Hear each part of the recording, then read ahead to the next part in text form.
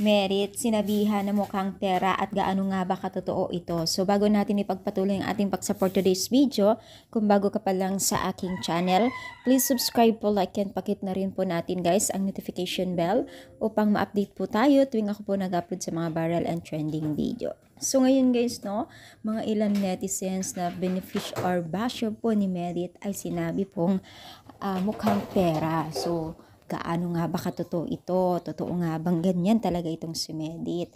Dahil maraming nagsasabi at pinagtutulungan nila sa comment section na mukhang pera daw di umano itong si Merit dahil nga po sa mga binibigay po ng sponsor at ilan sinabi po ng sponsor na umayaw na at umalis na po sa kanyang community. Sobrang dami po ang hindi magandang sinabi kay Merit.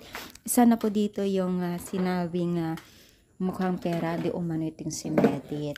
No, syempre siguro nga may mga evidence daw sila na ganun daw talaga itong si Merit. Pero syempre, to see is to believe tayo, lalong-lalo na po sa mga taga-supporters ni Merit, no, na di sila basta-basta naniniwala daw dahil wala naman daw totoo at tunay na ebidensya, kundi sabi-sabi lamang daw ito.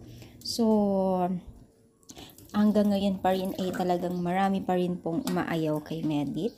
Di natin alam, nagkasimula ito nung umalis siya. Syempre, nagkaroon na kasi ng mga basher at kanya-kanyang support kay Merit. May mga nag-support, may mga hindi. Nung time umalis po siya sa Kalingap, di ba alam natin yon. So, may mga tunay o nagpapatunay na sinusuportahan nila at meron din umayaw nung umalis si Merit. So, ano nga ba ang totoo? Totoo kaya ito? Comment you guys. Thank you and God bless.